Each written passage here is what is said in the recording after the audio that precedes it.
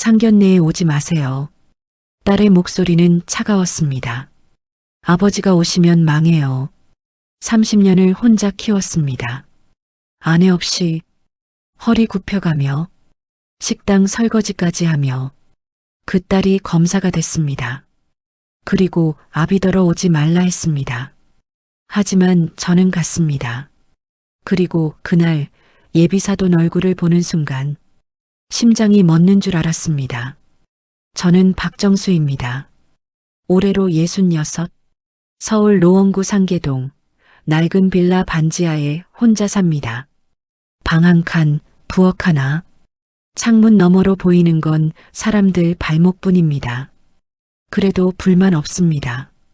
이 방에서 딸을 키웠으니까요. 수진이가 3살 때부터 수진이가 검사 배지를 달던 날까지 아내 이름은 이명희였습니다. 26에 만나 28에 결혼했습니다. 소박한 예식장, 하객 30명. 그래도 명희는 웃었습니다. 정수 씨, 나 행복해요.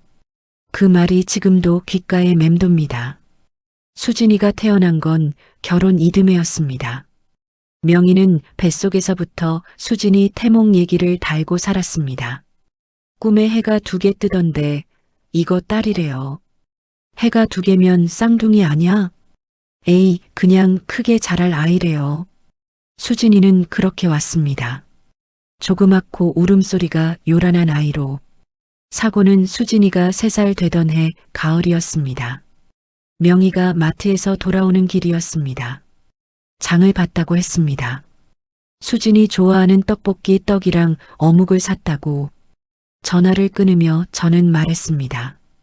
조심해서 와. 그게 마지막이었습니다. 2시간 뒤 경찰이 왔습니다. 박정수 씨 되십니까? 네.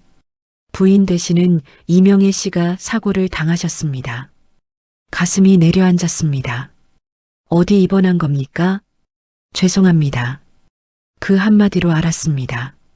명희는 횡단보도를 건너다 음주운전 차에 치였습니다. 그 자리에서 장바구니는 도로 위에 흩어졌습니다. 떡볶이 떡이랑 어묵이. 장례식장에서 저는 울지 않았습니다. 울 시간이 없었습니다. 수진이가 계속 물었으니까요. 아빠, 엄마 어디 갔어? 자러 갔어. 언제 와? 조금 있으면 와. 그 말을 몇 번이나 했는지 모릅니다. 명희 어머니가 수진이를 안고 울었습니다. 시어머니가 제 손을 잡고 울었습니다. 동생이 제 어깨를 두드렸습니다. 저는 멍하니 앉아 있었습니다. 그때 결심했습니다. 울면 안 된다. 이 아이를 키워야 한다. 명희가 없는 첫날 밤이 왔습니다. 수진이는 칭얼거리다 잠들었습니다. 저는 수진이 옆에 누워 천장을 봤습니다. 눈물이 났습니다. 소리도 없이 어깨도 들썩이지 않고 그냥 눈에서 물이 흘렀습니다. 명희의 채취가 남아있는 이불, 명희가 쓰던 베개, 명희가 마지막으로 쓴 수건이 화장실 거리에 걸려 있었습니다. 치우지 못했습니다. 한 달은 그냥 뒀습니다. 생활은 무너지지 않았습니다. 무너질 여유가 없었으니까요. 낮에는 공사 현장, 밤에는 식당 주방, 몸이 2개였으면 싶었습니다. 수진이는 낮에 어린이집에 맡겼습니다. 밤에는 혼자 재웠습니다. 잠투정이 심한 아이였는데 아빠 손 잡아야 자. 알았어, 잡아줄게. 손을 잡고 옆에 누웠다가 수진이 잠든 걸 확인하면 살금살금 일어났습니다. 그리고 내일 현장 나갈 준비를 했습니다. 그렇게 하루하루 버텼습니다. 수진이가 초등학교에 들어갔습니다. 받아쓰기 시험지를 들고 왔습니다. 아빠, 나 100점. 잘했네. 그게 전부였습니다. 더 해줄 말을 몰랐습니다. 명희가 있었으면 달랐겠지. 손뼉 치고 안아주고 칭찬해줬겠지. 저는 어색하게 머리를 쓰다듬는 게 전부였습니다. 수진이는 그래도 웃었습니다. 중학교 때 수진이가 처음으로 반항했습니다. 아빠는 내 얘기를 안 들어줘. 들어줬잖아. 형식적으로만. 할 말이 없었습니다. 그 말이 맞았으니까요. 저는 수진이에게 밥은 먹였지만 마음은 잘 못 챙겼습니다. 미안하다. 됐어. 수진이가 방에 들어가 문을 닫았습니다. 저는 부엌에서 혼자 밥을 먹었습니다. 명희 생각이 났습니다. 당신이 있었으면 잘했겠지. 고등학교 때 수진이가 찾아왔습니다. 자기 방에서 나와 부엌 식탁에 앉았습니다. 아빠, 응, 나 법대 가고 싶어. 법대? 응, 검사 될 거야. 수진이 눈빛이 달랐습니다. 흔들리지 않는 눈빛. 왜? 엄마 사고 낸 사람 집행유예 받은 거 알아? 저는 숨이 막혔습니다. 수진이가 알고 있었습니다. 언제 알았어? 중학교 때 외할머니한테 들었어. 수진아, 나 검사 돼서 그런 사람들 제대로 처벌하고 싶어. 저는 한참 수진이 얼굴을 봤습니다. 명의가 보였습니다. 눈매가 똑같았습니다. 입을 꾹 다무는 것도. 그래, 해봐. 아빠가 도와줄 거야? 당연하지. 수진이가 처음으로 저한테 안겼습니다. 중학교 때 반항하고 나서 처음으로. 저는 수진이 등을 두드렸습니다. 울지 않으려고 천장을 봤습니다. 수능, 법대 입학, 사법시험 준비. 8년이 걸렸습니다. 그 8년 동안 저는 무릎 연골이 나갔습니다. 병원에서 수술하라 했습니다. 못했습니다. 수술비가 없어서가 아니라 수술하고 나면 일을 못할 것 같아서 파스 붙이고 무릎 테이핑하고 현장에 나갔습니다. 수진이는 몰랐습니다. 말 안 했으니까요. 수진이가 최종 합격했다는 전화를 받았습니다. 아빠, 나 붙었어. 전화기 너머로 수진이 목소리가 울먹였습니다. 잘했다. 저도 울먹였습니다. 전화를 끊고 나서 슈퍼에서 막걸리 한 병 샀습니다. 반지하 방으로 들어와 명희 사진 앞에 앉았습니다. 여보, 수진이 해냈어. 사진 속 명희는 웃고 있었습니다. 막걸리 한 잔을 사진 앞에 놓고 저도 한 잔 마셨습니다. 눈물이 났습니다. 이번엔 소리내서 울었습니다. 아무도 없었으니까요. 실컷 울어도 됐으니까요. 수진이가 검사로 임용된 날 임용식이 있었습니다. 저는 양복을 입었습니다. 10년 된 양복이었습니다. 그래도 다렸습니다. 수진이가 배지를 받는 순간 저는 뒤에서 사진을 찍었습니다. 행복했습니다. 이때까지는. 하지만 그 행복은 오래가지 않았습니다.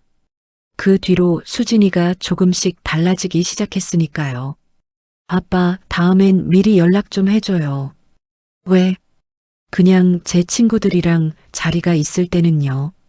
처음에는 몰랐습니다. 그게 무슨 뜻인지 나중에 알았습니다. 공사판 냄새 나는 아버지를 숨기고 싶었다는 걸. 하지만 그날 밤 더 큰 일이 벌어졌습니다. 수진이가 검사가 된 뒤로 우리 사이에 거리가 생겼습니다. 물리적인 거리가 아니라 눈에 보이지 않는 거리. 수진이는 서초동에 오피스텔을 얻었습니다. 저는 여전히 상계동 반지하.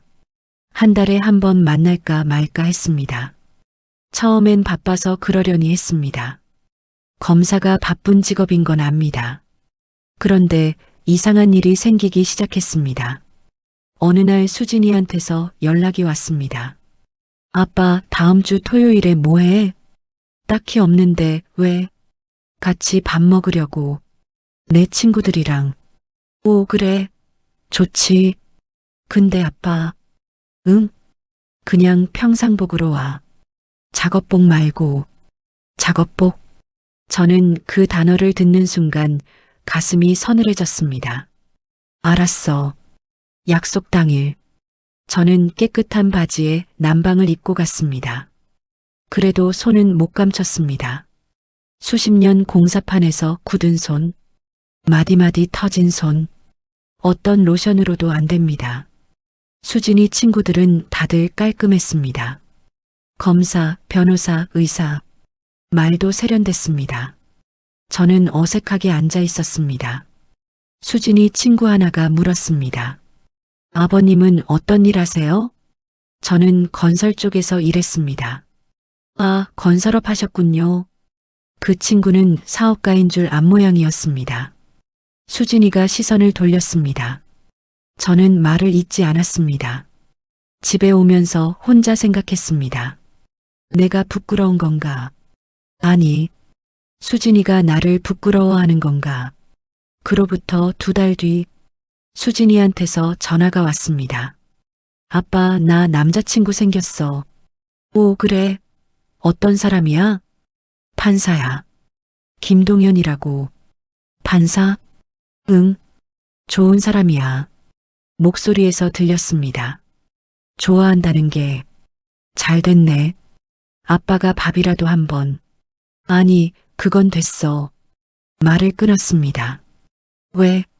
바쁘거든. 나도 그렇고 동현이도. 그래, 알았어. 전화를 끊었습니다. 밥 한번 같이 먹자는데 왜 끊냐? 그냥 넘겼습니다. 2달이 더 지났습니다.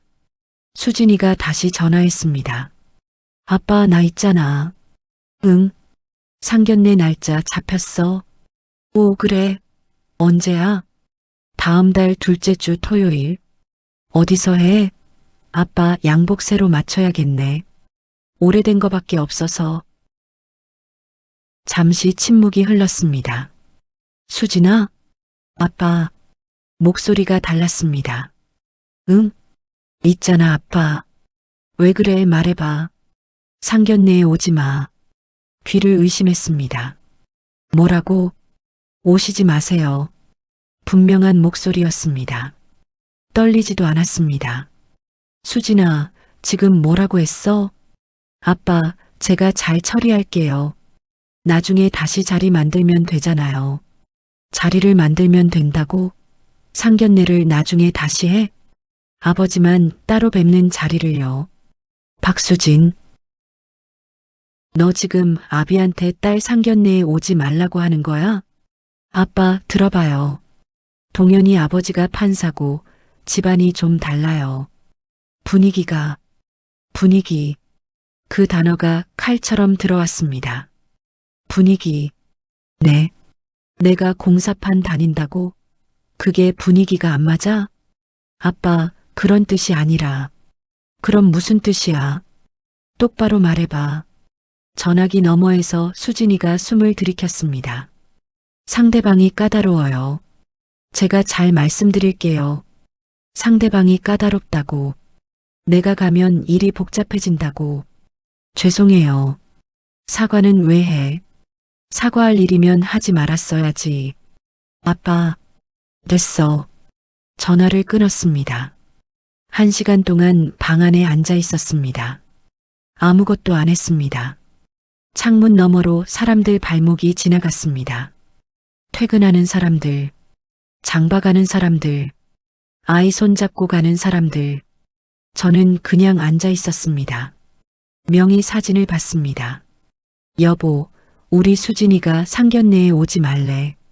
사진 속 명희는 웃고 있었습니다. 그 웃음이 오늘따라 슬프게 보였습니다. 다음 날도 수진이한테서 연락이 없었습니다. 그 다음 날도 일주일이 지났습니다. 저는 먼저 연락하지 않았습니다. 할 말을 몰랐습니다. 뭐라고 해야 합니까? 아빠는 가도 된다는 말을 수진이 입에서 듣고 싶었습니다. 그게 전부였습니다. 그런데 그 말이 안 왔습니다. 열흘째 되던 날, 옆집 김씨 아주머니가 마주쳤습니다. 정수 씨, 수진이 상견례 간다며요? 어디서 해요? 저는 웃었습니다. 웃을 수밖에 없었습니다. 강남 어느 호텔이라더군요. 아이고, 잘됐다. 정수 씨 고생이 얼마예요? 드디어 팔자 펴겠네. 네. 아버지 잘 뵈야지. 양복 새로 하셔야겠네. 김씨 아주머니는 신났습니다. 저는 그냥 웃었습니다. 그래야죠. 집에 들어오면서 신발을 벗다가 주저앉았습니다. 무릎이 아파서가 아니었습니다. 그냥 힘이 빠졌습니다. 30에 공사판에서 굳은 이 손으로 수진이 참고서 사줬습니다. 밥 차려줬습니다. 학원비 냈습니다. 사법시험 책값 댔습니다. 그게 창피한 겁니까? 이 손이 창피한 겁니까? 그날 밤 잠이 안 왔습니다. 새벽 2시, 3시 뒤척이다가 일어났습니다. 부엌에 가서 물 한 잔 마셨습니다. 달력을 봤습니다. 상견례 날짜가 눈에 밟혔습니다. 그때 무언가가 마음속에서 올라왔습니다. 가자. 딸 상견례에 아비가 못 가면 말이 되냐? 가서 조용히 있다 오면 된다. 딸 얼굴만 보고 오면 된다. 결심하고 나니 이상하게 편해졌습니다. 양복장을 열었습니다. 10년 된 양복. 한 번 맞추고 결혼식이나 장례식 때만 꺼냈습니다. 꺼내서 다렸습니다. 흰 와이셔츠도 다렸습니다. 넥타이도 골랐습니다. 수진이가 예전에 사준 넥타이. 아빠, 이거 해봐. 잘 어울려. 그때 그 넥타이. 잘 보관해뒀습니다. 거울을 봤습니다. 66살 남자가 거울에 서 있었습니다. 흰 머리, 깊은 주름, 굳은 손. 하지만 딸 아버지였습니다. 그걸로 충분했습니다. 하지만 그 자리에서 제가 보게 될 것이 30년 전 그 악몽을 다시 불러올 줄은 꿈에도 몰랐습니다. 상견례 당일 아침이 왔습니다. 저는 새벽 5시에 눈이 떠졌습니다. 잠을 제대로 못 잤습니다. 뒤척이다 조금 졸다를 반복했습니다. 일어나서 세수를 했습니다. 면도도 했습니다. 오랜만에 하는 면도였습니다. 거울을 보면서 한참 서 있었습니다. 가도 되는 걸까? 아니, 안 가도 되는 걸까? 명희 사진을 봤습니다. 여보, 내가 가야겠지? 사진 속 명희는 여전히 웃고 있었습니다. 저는 웃음으로 받아들였습니다. 가라는 뜻으로 양복을 입었습니다. 단추를 채우면서 손이 조금 떨렸습니다. 넥타이를 맸습니다. 수진이가 사준 그 넥타이. 구두를 닦았습니다. 수건으로 열심히 닦았습니다. 그리고 집을 나섰습니다. 지하철을 탔습니다. 상계역에서 강남까지 꽤 걸렸습니다. 지하철 안에서 사람들을 봤습니다. 다들 자기 세상에 있었습니다. 이어폰 끼고 핸드폰 보고 눈 감고 졸고 저만 혼자 어딘가를 가고 있는 것 같았습니다. 상견례 호텔 이름은 수진이가 전에 무심코 말한 적이 있었습니다. 동현이가 거기 예약했대. 강남에 있는 그랜드 어쩌고. 강남역에서 내렸습니다. 호텔을 찾는데 조금 걸렸습니다. 로비가 넓었습니다. 천장이 높았습니다.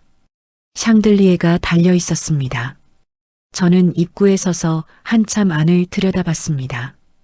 유리문 너머로 안내 데스크가 보였습니다. 들어가야겠다 싶어서 문을 밀었습니다. 웨이터가 다가왔습니다. 정장 차림에 흰 장갑. 어디 오셨습니까? 박수진 검사 상견례 자리요. 웨이터가 잠시 태블릿을 확인했습니다. 예, 2층 라운지입니다. 엘리베이터 이용하시거나 계단 이용하시면 됩니다. 감사합니다. 계단을 선택했습니다. 엘리베이터를 타면 마음이 바뀔 것 같았습니다. 계단을 오르면서 다리가 떨렸습니다. 무릎이 아파서가 아니었습니다. 긴장이 됐습니다. 딸 상견례에 오는데 긴장이 됩니다. 아비가 이상한 일이었습니다. 2층에 올라서니 복도 끝에 유리문이 보였습니다. 라운지, 문 너머로 실내가 보였습니다. 저는 문 앞에 멈췄습니다. 유리 너머를 봤습니다. 둥근 테이블, 꽃 장식, 하얀 식탁보, 그리고 수진이가 보였습니다. 말쑥하게 차려입은 수진이 긴장한 듯 등이 꼿꼿했습니다. 옆에는 낯선 젊은 남자, 키가 크고 단정했습니다. 동현이겠거니 했습니다. 그리고 맞은편 중년 부부가 앉아 있었습니다. 저는 그 중년 남자 얼굴을 봤습니다. 처음엔 그냥 봤습니다. 예비사돈이구나. 그런데 뭔가 이상했습니다. 저도 모르게 유리의 얼굴을 가까이 댔습니다. 그 얼굴, 어딘가 낯이 익었습니다. 어디서 봤지? 분명히 본 적이 있는 얼굴이었습니다. 그때였습니다. 그 남자가 고개를 들었습니다. 수진이한테 뭔가 말하면서 웃었습니다. 그 웃는 얼굴, 저는 그 순간 숨이 막혔습니다. 기억이 돌아왔습니다. 30년 전, 병원, 형사가 사진을 내밀었습니다. 이 사람이 가해자입니다. 흑백 사진, 그 얼굴, 다리에 힘이 풀렸습니다. 벽을 짚었습니다.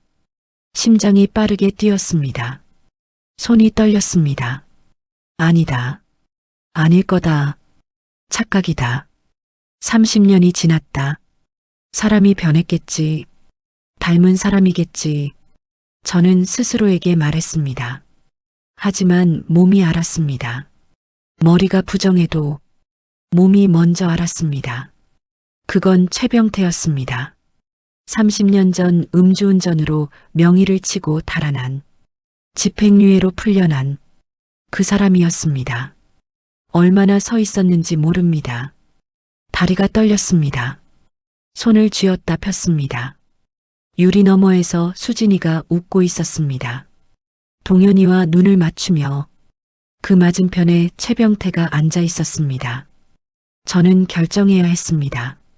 돌아갈까? 그냥 돌아갈까? 이 문을 안 열고 돌아가면 수진이 상견례는 계획대로 진행될 것입니다. 나쁜 일은 일어나지 않습니다. 수진이는 결혼할 것입니다.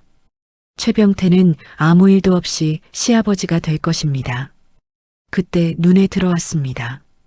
최병태 손목, 고급 시계, 정장, 여유로운 표정. 그 사람은 잘 살고 있었습니다. 명의를 죽이고도 집행유예 받고도 잘 살고 있었습니다. 저는 문손잡이를 잡았습니다. 차가웠습니다. 당겼습니다. 문이 열렸습니다. 수진이가 고개를 들었습니다. 저를 보는 순간 표정이 굳었습니다. 아, 동현이가 일어서려 했습니다. 안녕하세요. 저는 천천히 걸어 들어갔습니다. 최병태가 고개를 들었습니다. 저를 봤습니다. 그 순간 그의 표정이 변했습니다. 스치듯 변했습니다. 알아봤다는 게 느껴졌습니다. 저는 빈 의자를 당겨 앉았습니다. 수진이가 낮게 말했습니다. 아빠, 왜 오셨어요? 딸 상견례에 아비가 오는 거 이상해? 수진이 표정이 굳었습니다. 최병태 아내가 어색하게 웃었습니다. 아, 아버님 오셨군요. 저는 그 여자를 보고 고개를 끄덕였습니다. 그리고 최병태를 봤습니다. 최병태의 눈이 흔들렸습니다. 저와 시선이 마주치는 걸 피했습니다. 물잔을 들었습니다. 내려놨습니다. 수진이한테 말을 걸었습니다. 하지만 목소리가 조금 달라져 있었습니다. 저는 알았습니다. 이 사람도 알고 있다는 걸, 내가 누구인지. 테이블 위에 음식이 나왔습니다. 아무도 편하지 않았습니다. 동현이는 상황을 파악 못한 듯 어색하게 웃으며 말을 이어갔습니다. 최병태는 조심스럽게 말했습니다. 저는 조용히 앉아 있었습니다. 수진이가 눈빛으로 저한테 말했습니다. 아빠, 제발이요. 저는 그 눈빛을 받았습니다. 그리고 천천히 물을 마셨습니다. 물을 내려놓으며 최병태를 봤습니다. 어디서 판사로 계십니까? 최병태가 저를 봤습니다. 서울 동부지법입니다. 오래 하셨겠네요. 예, 한 20년 넘었습니다. 저는 고개를 끄덕였습니다. 오래 사셨네요. 그 한마디, 이중적인 의미. 최병태가 물을 마셨습니다. 수진이가 화장실을 다녀오겠다며 일어섰습니다. 저한테 눈짓을 했습니다. 따라오라는 뜻이었습니다. 저는 잠시 후 일어났습니다. 복도에서 수진이가 속삭였습니다. 아빠, 제발 그냥 있어줘요. 알아. 알면 왜 왔어요? 수진아. 왜요? 저 사람 어떻게 알게 됐어? 동현이 아버지잖아요. 이름이 뭐야? 최병태요. 왜요? 저는 수진이 얼굴을 봤습니다. 아빠가 나중에 얘기해 줄게. 지금 말해줘요. 지금은 때가 아니야. 아빠. 저는 다시 라운지로 들어갔습니다. 돌아와서 앉으면서 최병태를 봤습니다. 최병태도 저를 봤습니다. 그의 눈에서 읽혔습니다. 제발 가만히 있어달라. 저는 대답하지 않았습니다. 음식이 더 나왔습니다. 동현이 어머니가 말을 걸었습니다. 아버님은 어떤 일 하셨어요? 건설 현장이요. 아, 그러세요. 짧게 끝났습니다. 최병태가 술잔을 들었습니다. 그 손이 미세하게 떨렸습니다. 저는 그걸 봤습니다. 저는 이 자리를 그냥 끝낼 수 없었습니다. 그냥 음식 먹고 나가면 이 사람은 수진이 시아버지가 됩니다. 명의를 죽인 사람이 수진이 시아버지가 됩니다. 저는 천천히 물잔을 내려놓았습니다. 그리고 입을 열었습니다. 최 판사님, 최병태가 저를 봤습니다. 오래전에 한 번 뵌 적 있습니다. 정적이 흘렀습니다. 수진이가 굳었습니다. 그렇습니까? 최병태의 목소리가 낮아졌습니다. 예. 저는 수진이를 봤습니다. 박정수입니다. 저는 최병태를 똑바로 봤습니다. 1994년 10월 강북구 미아리 횡단보도 테이블이 조용해졌습니다. 동현이가 부모를 번갈아 봤습니다. 최병태의 아내가 눈을 깜빡였습니다. 최병태는 물잔을 내려놓았습니다. 천천히 수진이가 낮게 말했습니다. 아빠, 지금 무슨 말씀하시는 거예요? 수진아. 저는 수진이를 봤습니다. 엄마 어떻게 돌아가셨는지 자세히 알아? 교통사고라고. 음주운전이야. 수진이가 굳었습니다. 알아. 가해자가 어떻게 됐는지 알아? 집행유예. 왜 집행유예인지 알아? 수진이가 대답하지 않았습니다. 저는 천천히 말했습니다. 초범이었고 피해자 유족과 합의했다고. 합의를. 그때 시어머니가 합의서에 도장 찍었어. 나는 반대했는데. 수진이가 이상한 눈빛으로 저를 봤습니다. 왜요? 돈 때문이 아니야. 그냥 너무 허무해서. 저는 최병태를 봤습니다. 합의금 얼마였습니까? 최병태가 입을 열지 않았습니다. 500이었죠. 시어머니가 그걸 받았어요. 나는 한 푼도 안 받으려 했는데. 집행유예로 풀려나셨죠? 수진이가 동현이를 봤습니다. 동현이 얼굴이 굳어 있었습니다. 최병태 아내가 낮게 말했습니다. 여보. 최병태가 손을 들었습니다. 잠깐. 그리고 저를 봤습니다. 그건 법적으로 이미 종결된 사안입니다. 합의도 했고 판결도 끝났습니다. 목소리가 낮고 단단했습니다. 판사답게. 저는 고개를 끄덕였습니다. 맞습니다.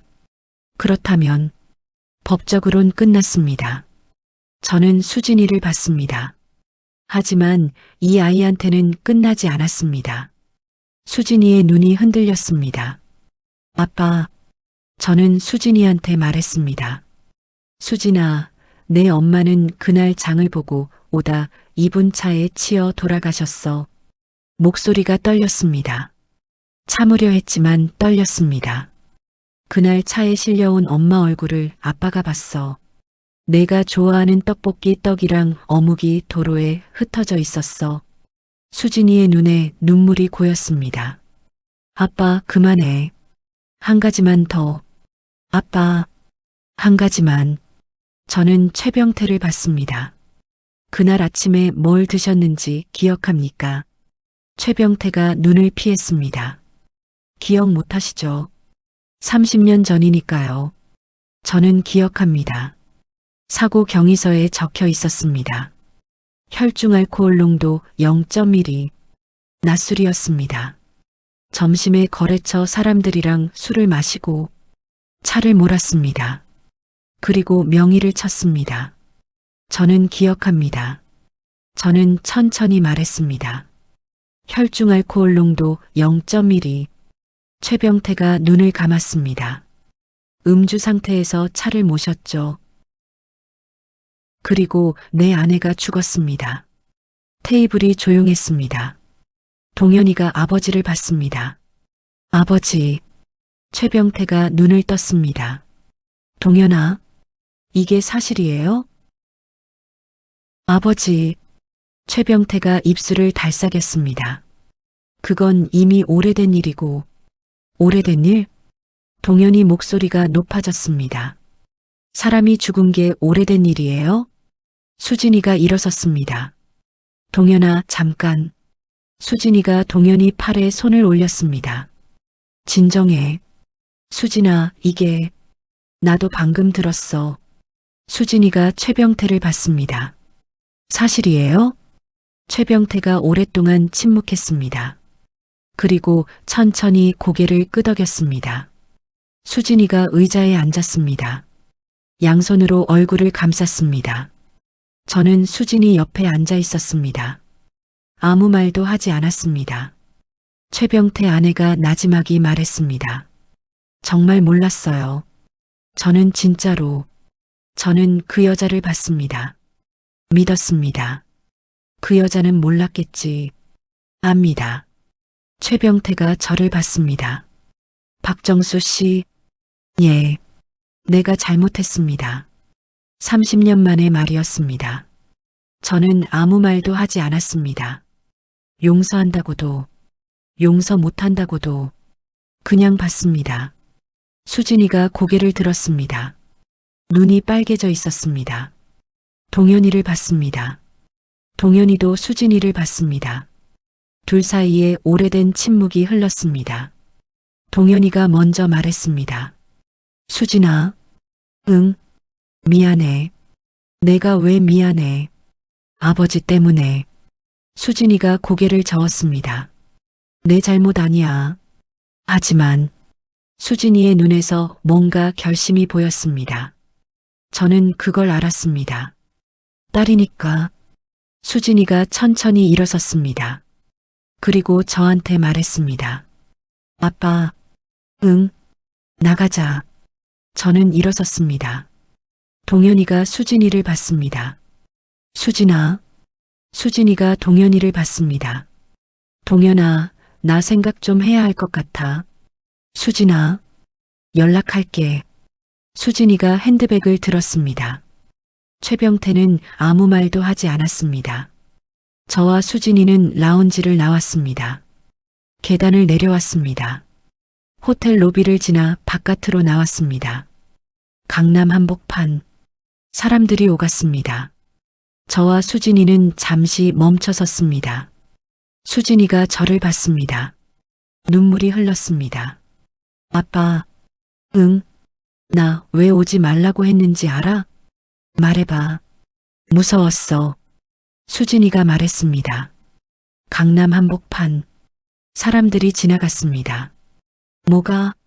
아빠가 거기 있으면 내가 아빠를 부끄러워할까봐. 저는 수진이 얼굴을 봤습니다. 눈물이 뺨을 타고 흘렀습니다. 부끄러워했어? 수진이가 고개를 저었습니다.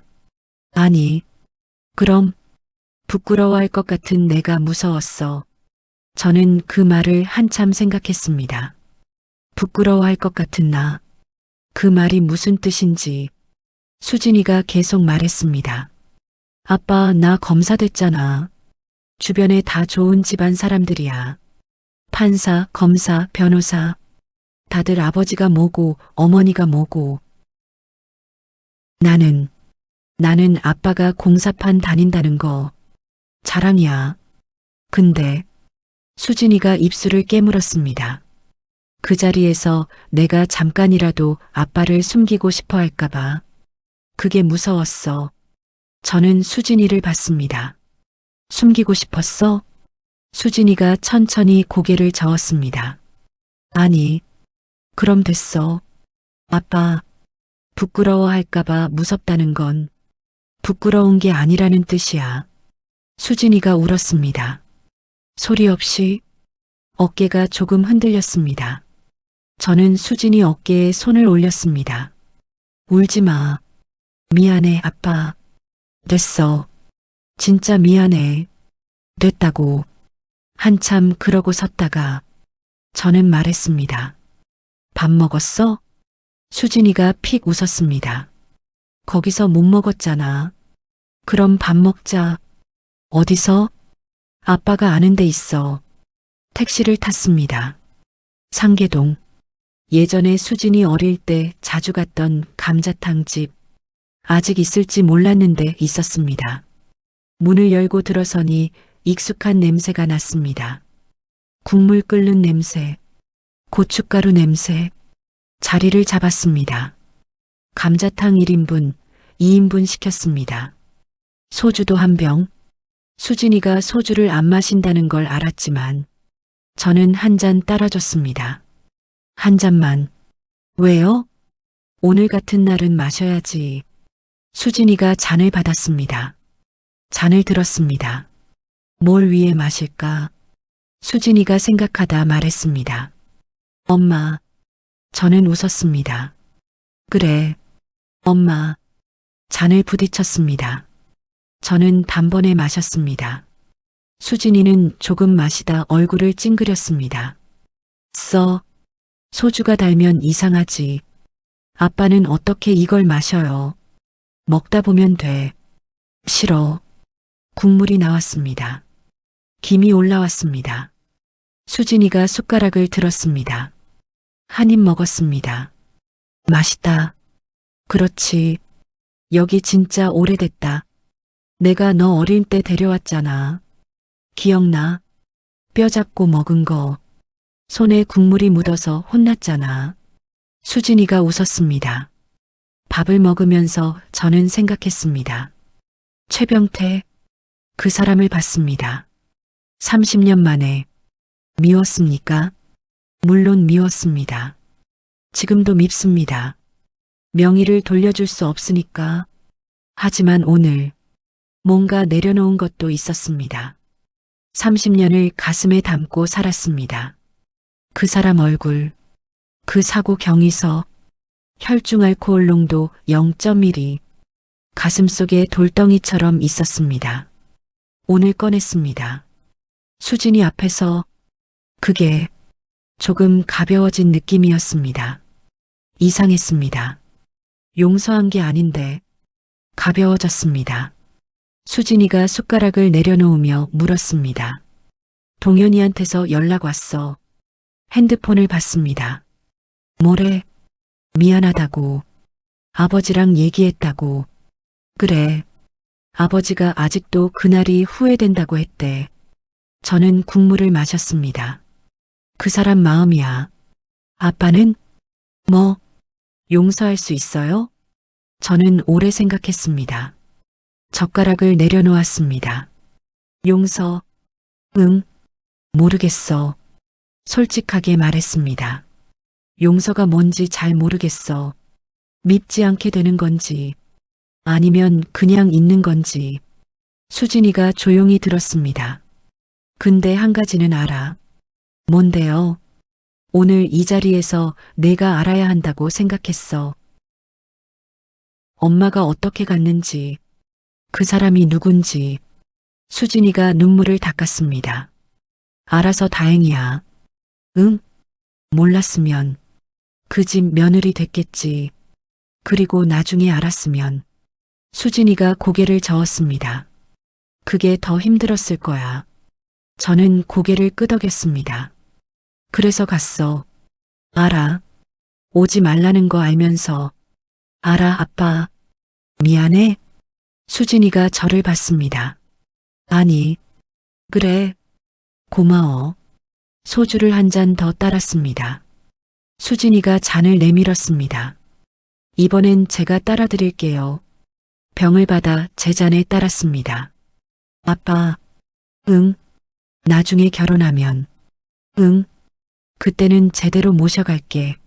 아빠를 제일 좋은 자리에. 저는 웃었습니다. 지금 여기도 좋아. 감자탕 집이잖아요. 그래서 좋아. 수진이가 웃었습니다. 명희 눈매, 명희 웃음. 저는 그게 좋았습니다. 밥을 다 먹고 나왔습니다. 골목, 가로등 불빛. 수진이가 제 팔짱을 꼈습니다.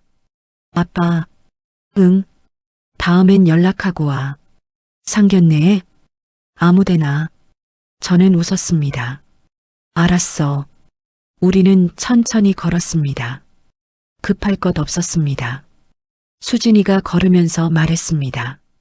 아빠 손. 응? 손 좀 봐요. 수진이가 제 손을 잡았습니다. 굳은 손, 마디마디 거친 손. 이 손으로 나 키웠잖아. 그렇지. 자랑스러워. 저는 아무 말도 못했습니다. 가로등 아래서 수진이가 올려다봤습니다. 아빠, 응, 엄마 보고 싶다. 나도 보여주고 싶다.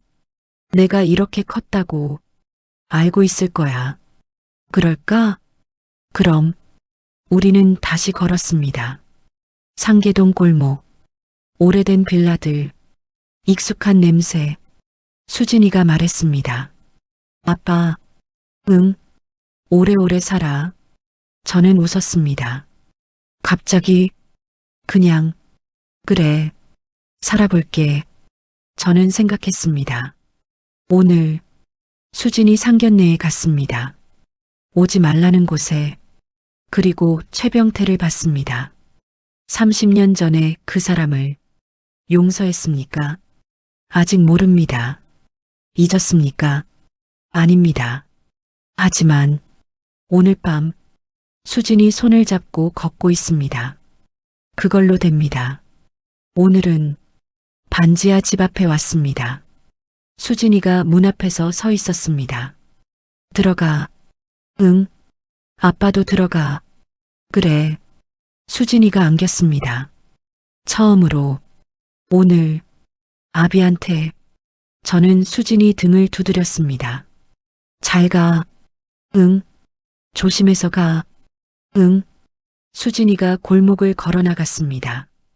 저는 그 뒷모습을 봤습니다. 검사, 박수진, 제 딸, 집에 들어왔습니다. 신발을 벗었습니다. 명희 사진 앞에 앉았습니다. 여보, 사진 속 명희가 웃었습니다. 오늘 수진이 잘 있었어. 저는 웃었습니다. 눈물이 났습니다. 오늘처럼 우는 날이 앞으로도 있겠지. 하지만 괜찮습니다. 수진이가 있으니까, 아비의 손을 자랑스럽다고 잡아준 딸이 있으니까 그걸로 충분합니다. 끝.